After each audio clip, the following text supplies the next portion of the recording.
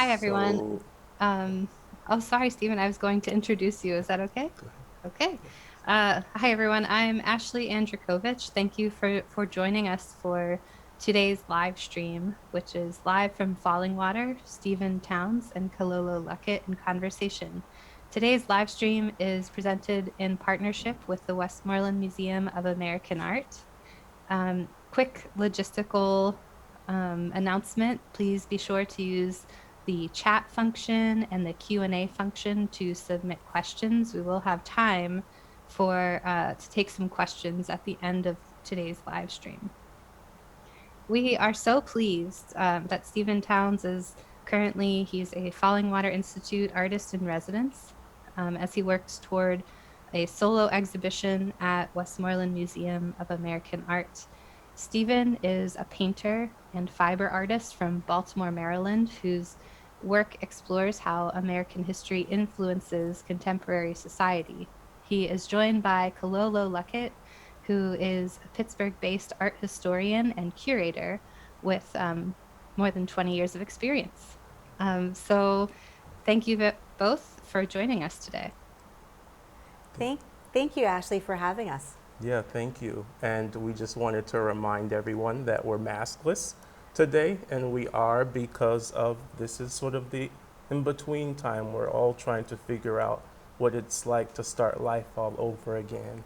And so I want to thank Justin and Westmoreland and the staff for allowing us to be maskless in this space right now while we have this conversation with all of you. Absolutely, and that we're fully vaccinated. Mm-hmm. And yes, thank you for allowing us to be in conversation, maskless. Yeah.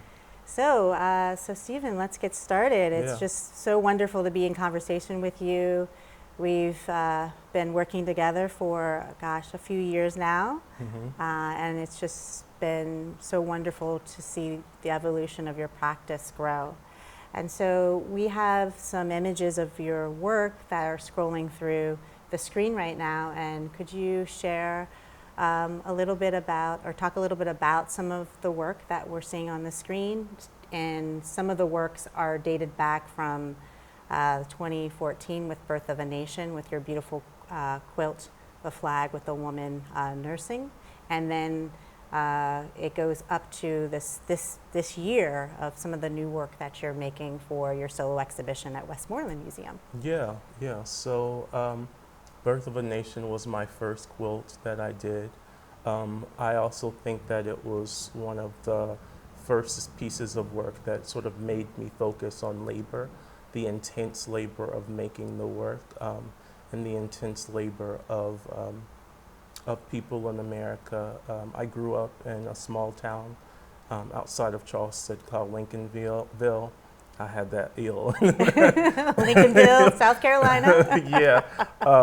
And my two sisters owned the cleaning business. And sometimes when you're doing a lot of manual labor and manual labor for people, that you can feel like you're not appreciated. And so this piece is a way of honoring them. So when that work shows up, you'll see that there's a woman feeding a child, and it's a flag suspended above the ground. And then there's dirt just below the ground. And the flag is never supposed to touch the ground. It's not supposed to be desecrated. And so the flag doesn't touch the ground, but the woman's dress is soiled. And so it just honors those women who have done all the work to make America the country that it is. And I just wanted to pay homage and respect. And that led to other works that were about history and labor. And now this exhibition at Westmoreland is about me exploring these people and honoring them and us. And so the quilt Birth of a Nation, you have another one called Special Child. Yeah. And it has a woman with a child reading. Yeah. Can you talk a little bit about that? Yeah. That was part of a series that I did on Nat Turner's Rebellion. And one of the things that I wanted to talk about was like one thing that we don't explore in American history, or that we do, and we sort of detach ourselves from it, is like violence and whose violence is justifiable.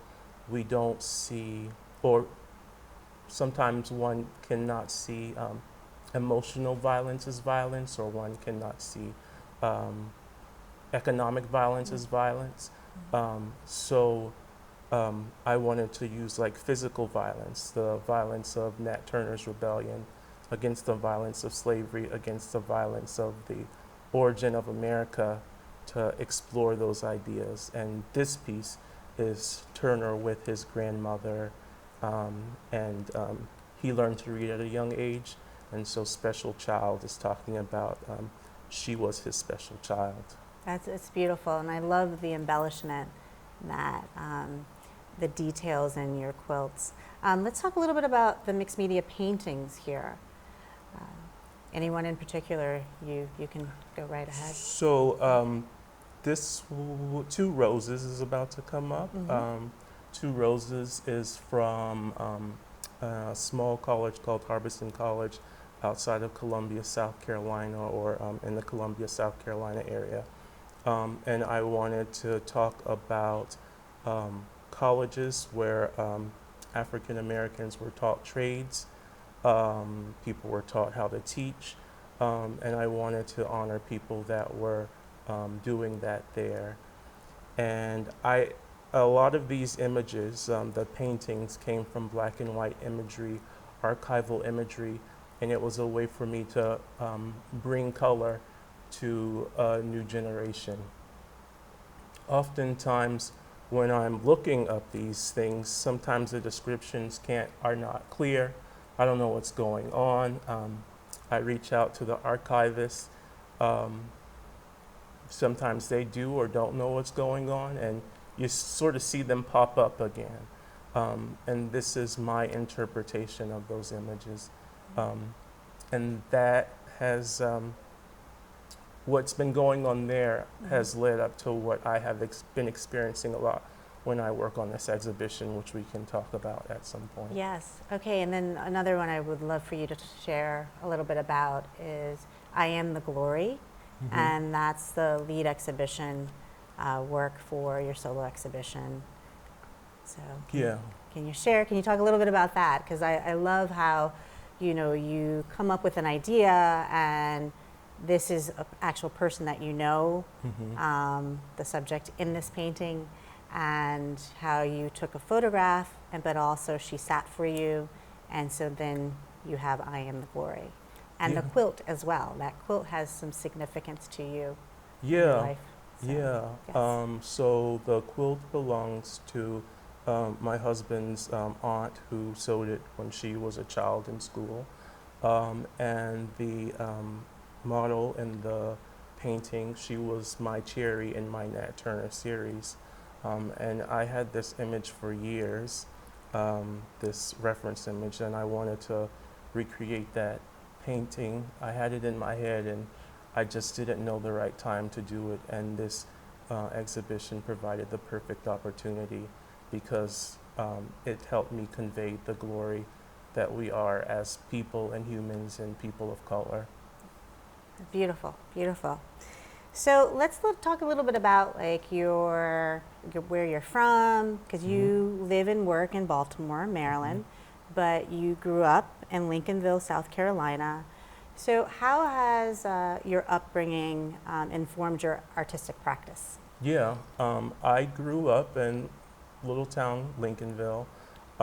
I sort of always looked at my life as being a little abnormal, but like I never left it for a very long time. I went away to college, and I realized, there's a lot that I don't know. I always sort of felt behind. I never felt that I could communicate, and so one of the best ways that I felt that I could communicate was through art, and it was something that people encouraged me to do, so I did it. Another thing was that I was always quiet. I had this thing called selective mutism, and that is when you something in your mind, whatever, it does not allow you to talk to other people. So I wouldn't talk in school. But I talked to my mother, my brothers and sisters. Like when I would go to the Kingdom Hall, I would talk to people there, but I didn't talk in school. And so that was something that was challenging for me. And I dealt with for my whole life until like college when something happened, something sparked, and I was slowly sort of able to open up. But I would say things never sort of got like better magically.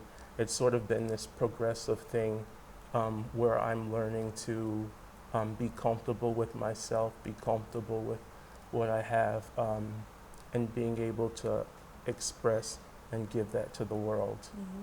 And it just shows in your artwork. I mean, you give agency to your subjects, and that's just one of the many beautiful things I love about your work, Stephen. The agency, the power that the subjects in your work hold, and they emanate. And so a question that I have for you is, when did you know you wanted to be an artist? I would say that I never knew that I wanted to be an artist, that somewhere in the universe it was chosen for me. And that one thing that I've been able to reflect on here is that it's been a challenging to accept that is who I am. Why is that? Because it's hard, because there's ego involved in being an artist. And I'd like to think of myself as egoless, because I felt like I've been taught that I have to be so selfless. Growing up a Jehovah's Witness, which I didn't mention before. And you were one of 11, and you're the youngest. Yeah, right? Yeah, Yes. one of 11 and the youngest. And so, because other people told me, you know, I'm an artist, and I did it because they told me to, like it was hard for me to accept it sometimes. And I think now I finally accepted it. I realize that it is the thing that makes me happy. It brings me peace, it brings me solace, and it's something that I have to do. It's a gift you have, and I'm glad that you embrace it, and that you are so, modest too, because I'm always like, Stephen, why don't you talk about this, about your work? You're like, oh, I forgot to mention that. Well, and so, you're very stoic, and so, this selflessness that you talk about being an artist, I think that is something, once again, that, you're very, reflective in your work, and then that also shines through the work that you make. We're here in Fallingwater. Frank Lloyd Wright's one of his gems of the world, and which the Kaufmans, Edgar Kaufmann and Lillian Kaufmann, Edgar Kaufmann Edgar Kaufmann Sr. and Lillian Kaufmann commissioned Frank Lloyd Wright to build Fallingwater. And we're sitting here, and you are doing your residency at Fallingwater Institute, and you've been here for the past 2.5 weeks, making work, being inspired by the surroundings, also being able to access the archives here in the collection, to really learn more about a pretty pivotal person, Miss Elsie Henderson, who lived to the age of 107, who just recently passed.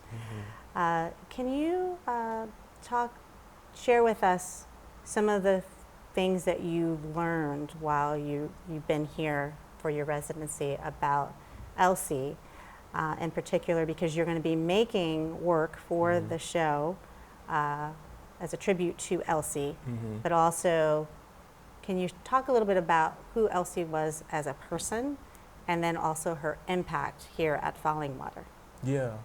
I think you had originally introduced me to the idea of making work about Elsie and her, because I was not originally familiar with a lot of folks here in Pittsburgh at the time. And coming here to Fallingwater, like everybody, all the staff, the director, have been really helpful, giving me resources on Elsie.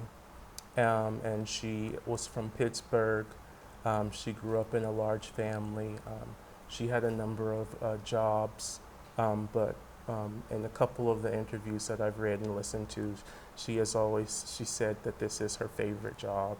And that she loved working for the Kaufmanns, and loved working for Fallingwater, because she was one of the cooks here, and she baked, and baking was one of the things that she loved to do. And last night it was like raining and misty, and it felt like very magical. I didn't tell you this because it felt crazy. Like I woke up and a night sweat, and I was like what is happening? And it made me think about like who one is and who she is. And she is so many things to so many people. She's lived so long, and there were so many people here who have had relationship with her, like had conversation with her, and like hearing people's experience of her and who she was to those people. She is so many things to so many people. And in many ways she is those things. And so my challenge is to sort of find like one part of that soul. I'm afraid because I don't want to be wrong, and I can be wrong. But I want to continue gathering those stories to create that work. So we were looking at the archive because Elsie left some wonderful images, correspondences over the time that she was here in the 40s through the 60s. And I mean, she was a very fashionable person. And you know, she was well put together. She had her little pearls that she wore.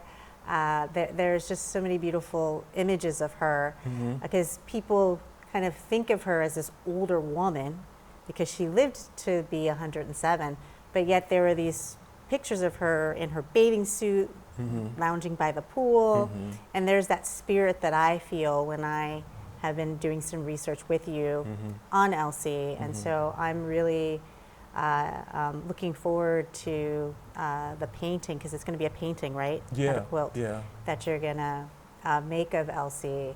So I can't wait to see that, and just to think about some of the different elements that you're going to pull in to, you know, paint Elsie. What's the background going to look like?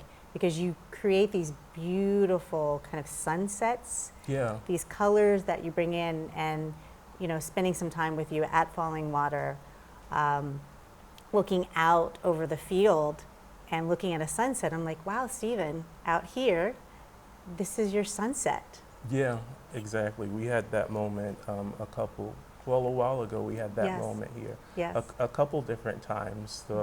Being in the environment here has also helped me to understand her and to understand a lot of her perspectives, because I listened to one of the interviews that you shared, and every time she was speaking, like I could hear this environment in her voice. I could hear Pittsburgh. I could hear the area that she grew up in. I could hear her traveling down the road. This is all very esoteric, but this is the stuff that's going on in my mind. But she would have to travel from Pittsburgh to Fallingwater. She was afraid to drive, so she had someone chauffeur here. Oh, the thing that we didn't mention is that Fallingwater was like a weekend house. Yes. And so that she worked here a lot of times on the weekends. But a lot of those things I could hear in her voice. And there's information about her here and in the Hines Archive, on the local PBS site in Pittsburgh. Yeah. And so like those different aspects of her are really interesting. I don't know if I answered your question yet about the background. Yeah, because you know, in your paintings and your composition, and you have these perspectives with the subject, so you are dealing with real but also imagined, you know, landscapes that are kind of dreamlike as well, that you're pulling in, incorporating into your work. And so I would love to talk about your process and what goes into creating these mixed media paintings, and also these gorgeous quilts.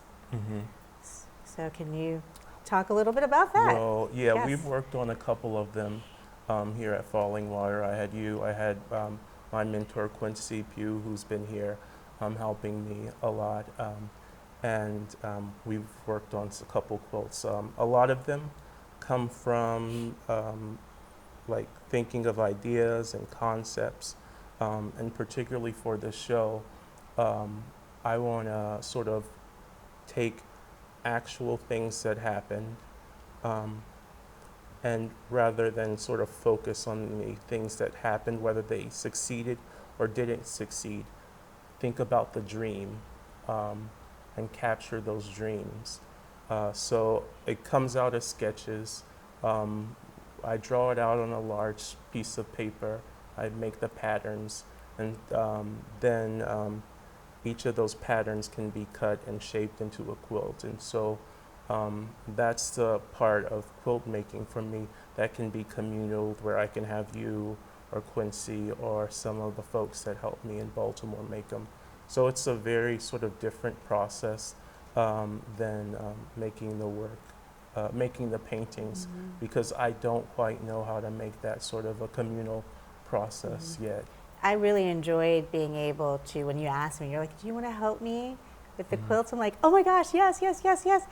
And so I saw all of these shapes. It kind of reminded me of like growing up in Mississippi, and you know, my mother and my grandparents and, you know, aunties made quilts, but I was young, so I wasn't really thinking through like all the different details that go into it.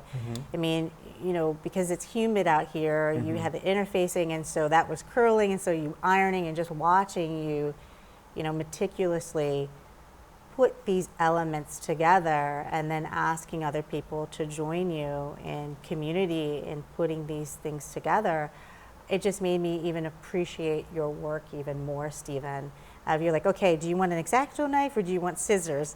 And I was like, okay, scissors. And so tracing outside the line, and I was like, I want to make sure that I'm not going to mess up because this is going to go into this one quilt. And it was really wonderful to watch that evolution of you doing the sketch and then figuring out the fabrics, because different hues, shades, what's going on in the background, and how that's going to inform the foreground and your subjects. So all of that, I mean, there's a lot of science that goes into the art of Stephen Towns' quilts. Yeah. I mean, and it's not, I've sort of come to the realization that it's not just me, like that part of it is my mother, who was a sewer, and her allowing me to hand sew when I was a child. And like I would make like little pillows and little dolls for her. I would like sew my sister's Barbie dolls for her. Like this is her teaching me how to do that. And when I actually started quilting, one of my coworkers, Susie Taylor, who was like teaching me how to do stuff, and like I had like generous people teaching me how to do stuff, because I would do stuff one way and they're like, well, that's not the easiest way to do it. And then and they would teach me, she would teach me like an easier way to do things. And then there's this store in Baltimore called Scrap Be More, and the owner there, who's been like really generous with like holding fabric that she knows is like the fabric that I use. And so it really has become like a community art like project for me when I actually sat and reflected on it this very second. Yeah. Wow, wow. And then where do you source your material? You just mentioned one place, but where do you source your fabrics and the embellishments that go into your quilts? Because I know that there's some beautiful vintage fabrics that you use. Yeah, so I mean, sort of the thing that's sort of not like, well, the thing is that a lot of people that collect fabric they have large stashes, and a lot of people are older. So when a family member has passed, they don't know what to do with their family member's stuff, and they give it to me or they give it to someone else. And so I feel like this person didn't know when they were getting these things, they were getting them for me, but they got them for me and they got them for this quilt. And so I'm always thinking about all of that stuff when I'm making these works. Wow.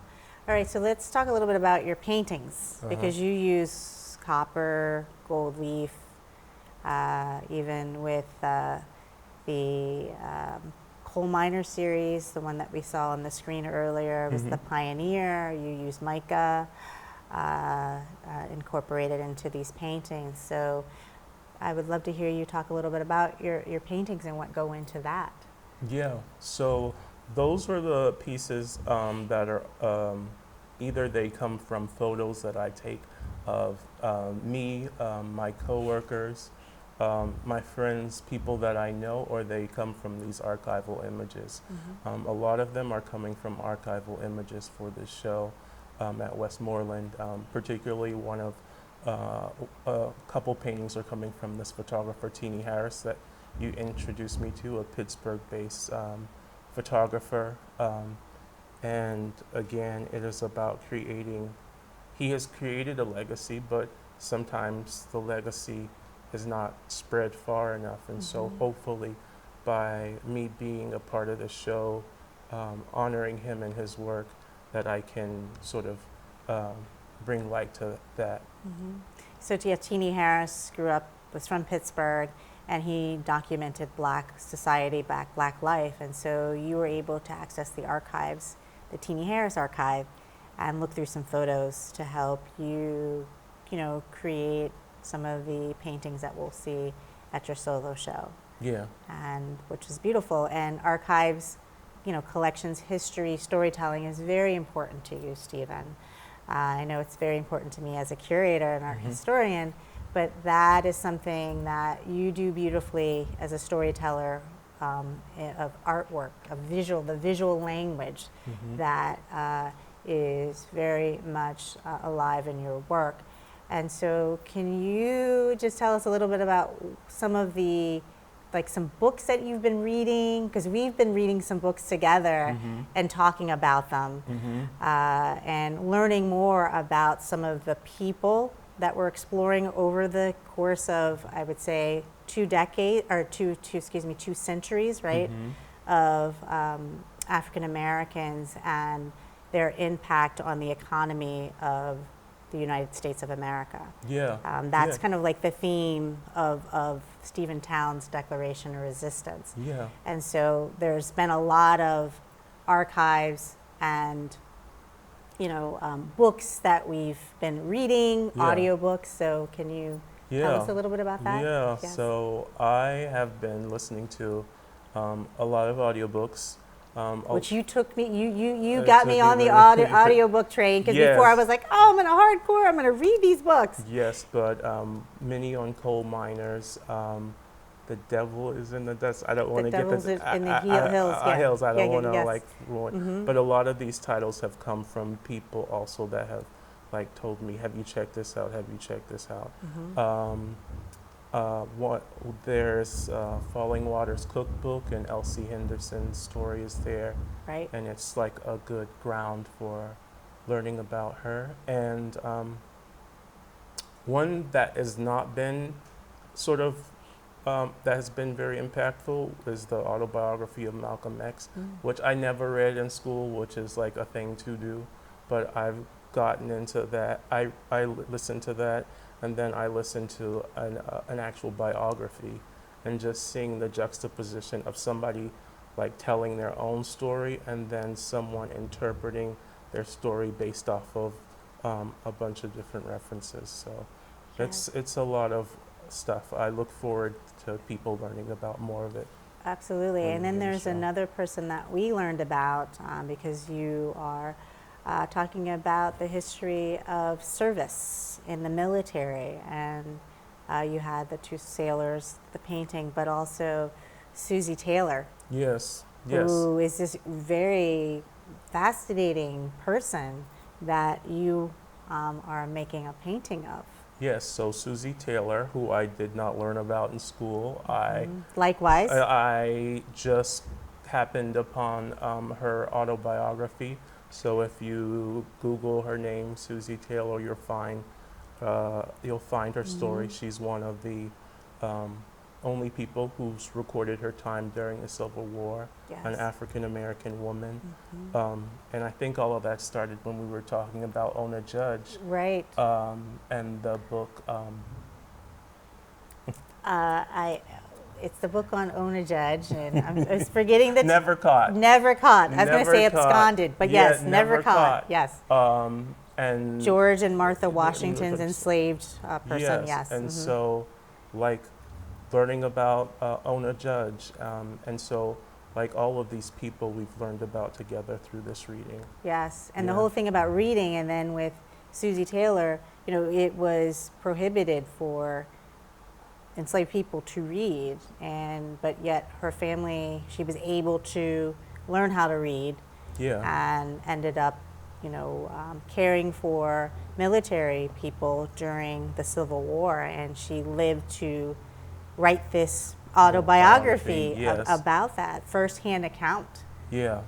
Yeah. And then also there's something else that I remembered about talking to you through this work, and you look at photographs, and from that gives you a better idea of how to depict faces in certain aspects, but then also, some of the work the history that you're unearthing and learning about, there aren't actual images, there aren't photographs or sketches of people, so you have to kind of imagine, kind of get their essence of like what they could look like in a physical form, since there wasn't any known documentation of certain people.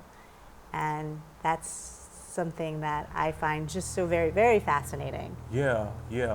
And that has been particularly challenging. We had a long discussion about it with Ona Judge. There are descriptions of her, but we actually don't know what she looks like. Right. And we were talking about how even in a description she might be thought of by our modern terms as white, but she was the enslaved person who was the child of her enslaver. Yes. And the half sister. I mean, you'd have to read the book. Right. She was Martha Washington's half-sister, right? I don't want to spoil. Right. Well, it's not a salacious novel, but I right. don't want to spoil it Yes. for everybody. Yes. So there is always that challenge of depicting these people, not only to show honor to them, but when I am making a painting, I want to make sure that people are able to read it. And so honoring that person and allowing the person to read the painting and understand what's happening. Yes, definitely. Yeah. So, Ashley, how are we with time? Just wanted to make sure we can keep going. It's about 1:35. Okay, alrighty, we can keep going. All right, great, yes. Yeah. So Stephen, what are some things while you've been here at Fallingwater Institute as a resident artist that you didn't anticipate learning about, that you were pleasantly surprised? The thing that we had talked about before was about it being a weekend home. Like, I remember looking at it in art history courses, and Frank Lloyd Wright is always associated with it, but I never really knew about the Kaufmanns. So just learning about the Kaufmanns and the Kaufmann's department store in Pittsburgh, and Mr. Kaufmann's relationships with his employees in Pittsburgh. And so just learning that whole history has been interesting for me. And then like being in this environment, because I'm from the South, because I'm from Baltimore, they're all sort of relatively flat places. And like being in like these hills and valleys and mountains, and experiencing like the different climates at different points of the day, like it gives like a whole perspective to them and to this house. Like, how is this house able to survive? Like the conditions say you're not supposed, that nature says you're not supposed to survive here. But it does, and the legacy of the Kaufmanns and Fallingwater does. Yeah, I mean, I think sitting in Fallingwater and talking with you, and then I think about you creating in this environment from High Meadow to Fallingwater, and being able to walk through this quite spectacular, innovative structure. I mean, he was dealing with, construction forms that, weren't possible.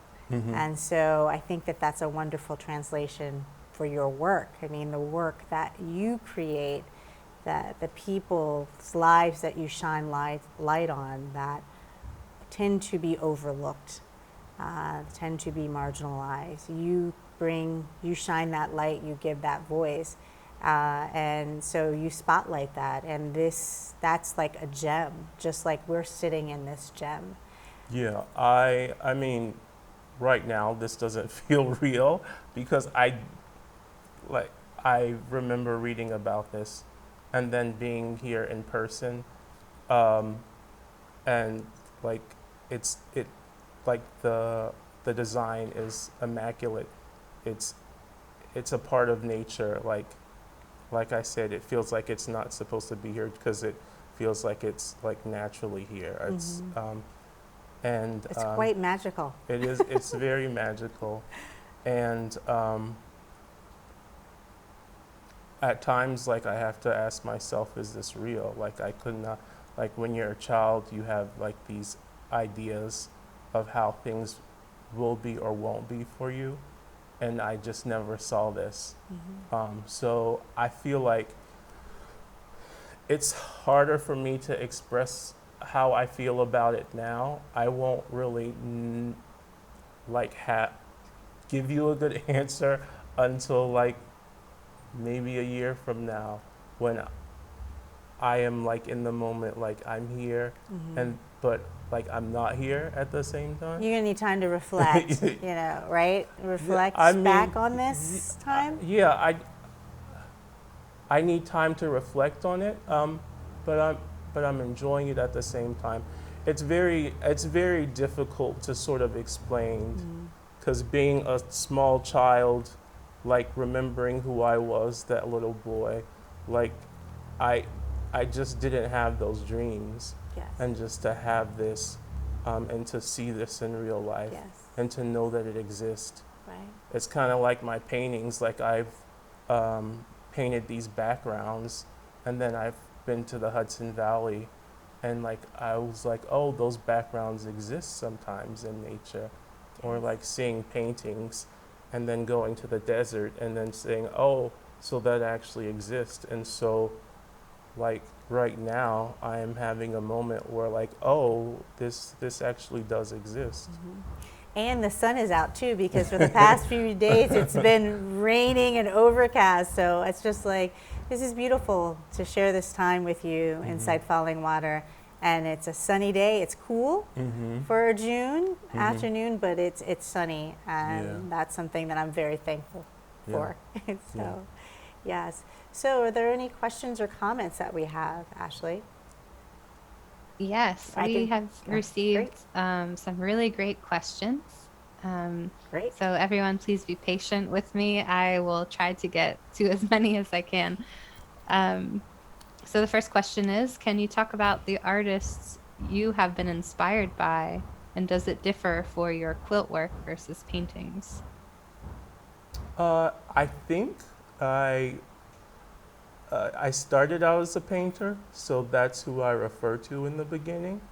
And I think about a lot of the people who I worked with when I was in South Carolina. Like I talked about my mentor Quincy Pugh, like he encouraged me to paint. But as far as like famous artists, like the ones that I learned in school, like who I learned in school was like Van Gogh, like all of the famous ones. Manet, Manet, Monet. yeah. Okay. In college, my professor was very much into Renaissance art, and so I was into that. That's when I started introducing gold leaf into my work, and that's when I started thinking about symbolism, because he always talked about symbolism, Right. and that's when I started incorporating butterflies and bugs. Wow. And that actually came from Toni Morrison, and reading a lot of Toni Morrison books. I'm going on too much. Yeah, but also, I mean, you talk about Renaissance art and, Yeah. you know, these altarpieces that have inspired you, the gold leaf, and so, Yeah. yes. But Great. This next question is about Fallingwater's collection, so maybe I should answer this one. Okay. One of our participants here is wondering about Richmond Barthé being in our collection and other other objects that were made by Black artists in Fallingwater's collection.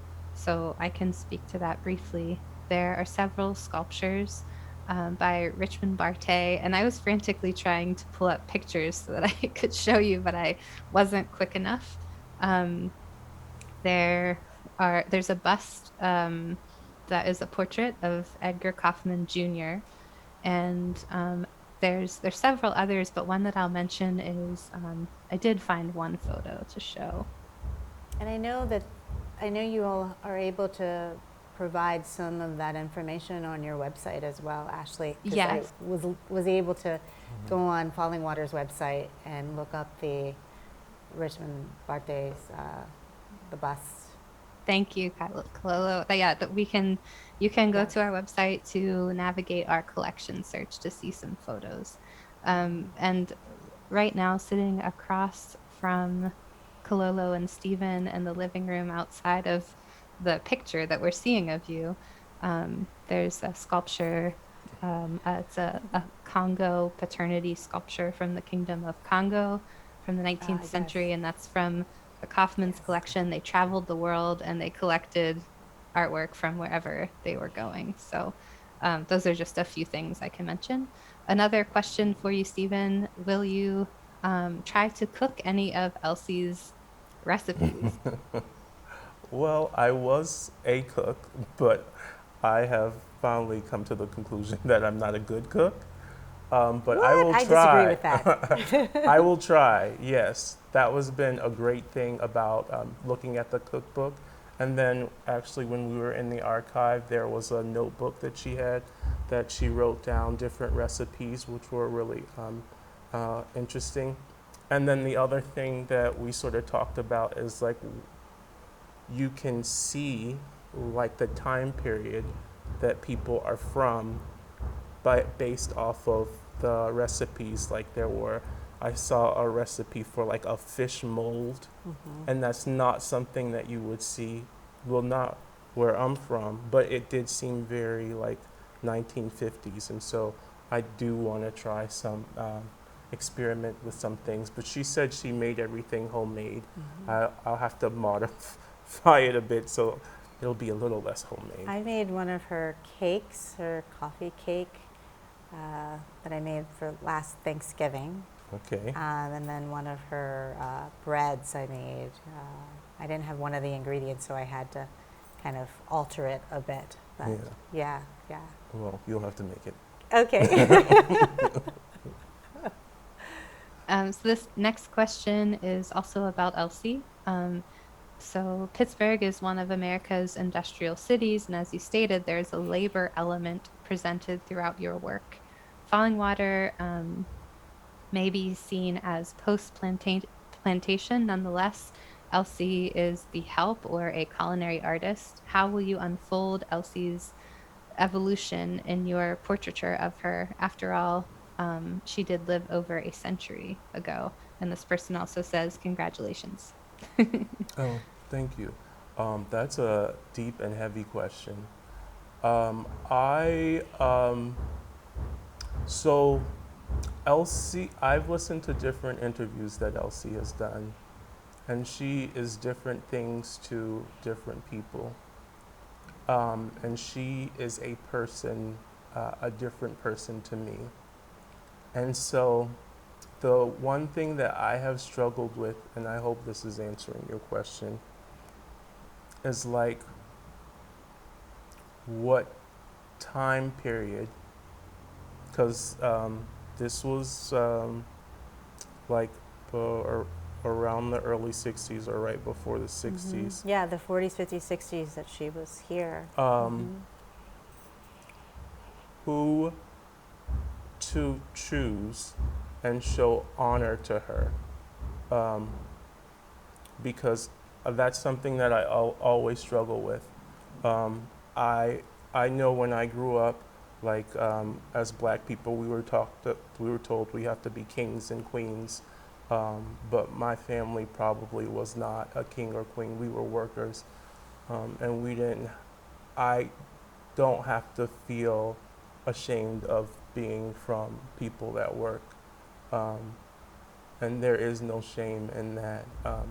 And so my thing is sort of to erase the shame in that, and to show honor in her, and sort of figure out how she wants to be told. But like I said, I'm an artist.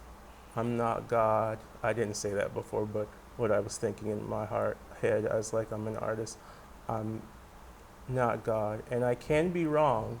So when it is done, like you can, like criticize it and say like you were wrong, you missed the mark, and you can say that with any of my works. And I'm always open to interpretation, because that's sort of what life is that it's going to be interpreted in many different ways. And I also think, Stephen, listening to you and you work through some of the ideas you have in portraying somebody or a group of people in your work, I think with Elsie, at least for the work that the information that I've read about her from the various different interviews, her writing things down, her correspondences with other people, I mean, she had a very loving relationship with the people around her here at Fallingwater and then also in Pittsburgh. And so she really had agency. That's the feeling that I get from what I've learned about her. She was a very smart and funny person. Yeah. And the woman, up until the last few years of her life, I mean, she was walking around very active. She loved to dance. Like we said, her fashion sensibility was very, she was always beautifully put together. And so, yes, she was the help, but also she helped other people, but she empowered herself to do the work in the best way that she felt she could. And she innovated. I feel like she innovated through the meals that she put together, the people that she instructed while she was here, and other places that she provided meals and cooked and provided that nourishment for other people. Yeah, but there were also people that she was not comfortable with, that I was reading in other people that she had worked for. Yes. And so one thing that I've realized, like within the past couple of years, and because of COVID, and like I'm like 42 years old now, is like the me that I am now is different than the me that I was a while ago. Yes. And it's because of technology has flattened time, and time is kind of like this, and like the person you are at this moment, there's a whole bunch of things working around here. Absolutely. And so that's why I said, like, I can be wrong for you in my interpretation of her. And I don't know if I'm making any sense right now, I'm not trying to be defensive. I think that it's a challenging thing, and that's the point of this work. It's to challenge me. It's to challenge the audience, and to sort of like dig deeper. Yes. Because I'm one person. I can't Right. tell the whole story. Yeah. And also, you were saying, like, she was a person of her time. I mean, she lived through segregation, and there were things that weren't afforded to her, and that she was limited in the type of work that she was able to do. But she did the best that she could for what she was given. And she also forged ahead. She made her own path as well. And so I really see her as a pioneer as well. And yes, I mean, segregation, she was a product of segregation and up until modern times. But I feel like she's somebody that I can look up to and also be proud of as well. I mean, that's Yeah. something very much so she's a published writer. She wrote a cookbook. And so I think that, yes, there are things that, we learned about her that we will talk about too with the exhibition, but also to know that, we are going to tell the truth and through the work that you create and the, writings that I will create around your work. But she was a, complex person. So Yeah. that's a great question. Yeah. Great question. And we hope you come to Westmoreland in January to see Stephen's show. And I will ruminate over this. Yes. Are there any other questions or comments, Ashley? There are we so have- many, and unfortunately, we won't Okay. have time to How much answer. time do we have left? I don't even know. We have a few Okay. minutes left. All right. So there's so many good questions, but this question is about your process. Can you say more about your artistic process and your thoughts creating and shaping up a painting? A lot of the stuff that we're talking about here, I think, and you see it now coming up a lot with Black artists, is like there's this focus of portraiture and representing ourselves like in a certain way. And so sometimes when white artists or non-Black artists are talking about art, it's easier for them to say, like, I pick this form and I pick that form. But like for me, like, I'm just trying to show me. And I'm just trying to show my mother, my father, who I barely knew. Like, I'm just trying to, the people I grew up in my town, like, so it can be a bit difficult to answer that question just because of those things. Okay. So this next question is, I'll read the whole thing. I love the relationship between Stephen and Kilolo. It looks like a really mutually rewarding connection between an artist and curator, whether through sharing reading materials or working communally on the quilted pieces. How did you meet each other? How often are you in contact? Oh boy, you want the real story? A condensed version of it.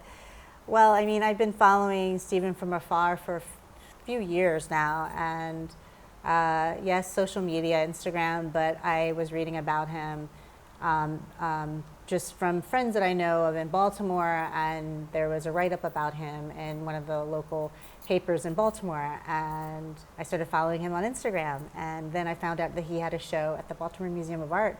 I reached out to Stephen via his website, and he replied to me, and I was like, yay! And we agreed to meet at the Baltimore Museum of Art, and he walked me through his solo exhibition during the same time that the Jack Whitten show was. Yes. And so then from there, we stayed in contact, and then I had a group exhibition that he was in Pittsburgh.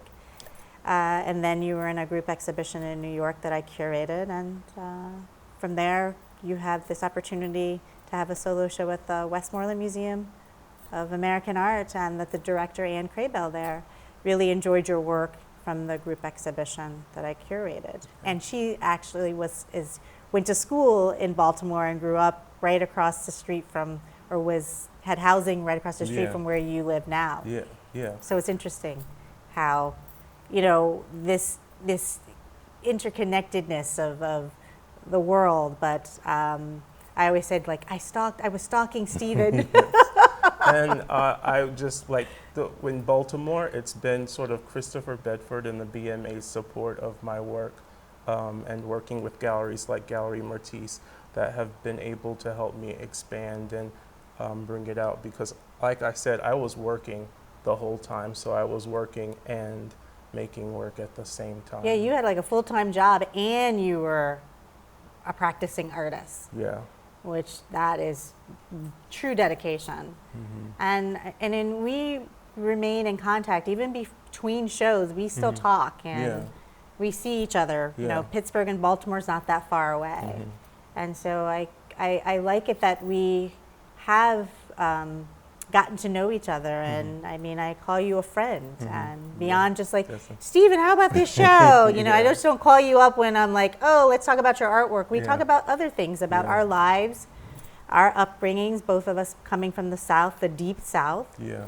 and you know, coming from big families. So there's just some wonderful, I feel like some wonderful, like, mutual things that we have in common, but also I learned so much from you. I learned a tremendous, and you challenged me. I learned so much from you, Stephen, and you challenged me, because I'll be thinking in one way, you're like, wait, have you considered this? Let's expand on that. And I'm like, oh, yes, okay. So thank you for challenging me, Stephen. Thank you. I appreciate you. I appreciate you. And you. I appreciate Ashley, you is there- both. No, Ashley, we thank you so appreciate much. I you. know you said that there's other questions and comments, but I did want to say that, Stephen, you are on social media. If people want to follow you, if they haven't. Stephen Towns, my name. It's my face, my self-portrait with like a gold halo around it. It almost I gotten a little thicker since COVID, but it'll look kind of like me. Yeah, so you're on Instagram. Yeah, Instagram Yes, and then your website as well. is stephentowns.com, but I would say go straight to my Instagram after you you go. could find my website. Yes. Yes. Great to learn more about you. Yeah. And then your upcoming show at Westmoreland Museum of American Art that opens January 30th of 2022, which Yes. I'll be guest curating, and that will be on view through April. Yep. And then it's going to travel. The show is going to travel across America to 3 different venues, Yeah. which we're really excited about. Yeah. Thanks. Yes, so Ashley, thank you so much. Thank you, Justin, Fallingwater, everybody who put together this production, Chris, Jackie, Amy, everybody, and the Westmoreland family for having us today, and Fallingwater. Yes. Thank you so much for coming out. Thank you to you both for doing this webinar, and a recording of it will be available soon on Fallingwater and the Westmoreland Museum of American Art's YouTube channels. And thanks to everyone for tuning in. Thanks. Great, bye. Bye.